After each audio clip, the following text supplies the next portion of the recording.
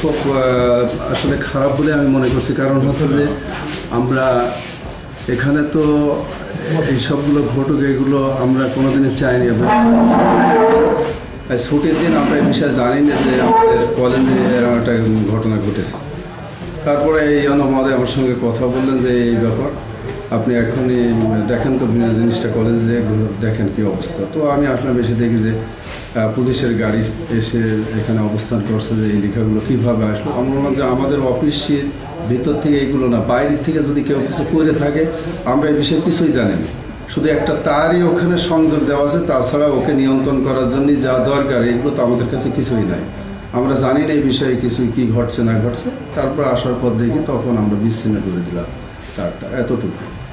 তারপর উপরে কোনো নির্দেশনা আমরা পাইনি যে এগুলো আপাতত বন্ধ রাখতে হবে, এরকম কোনো নির্দেশনা আমি পাইনি।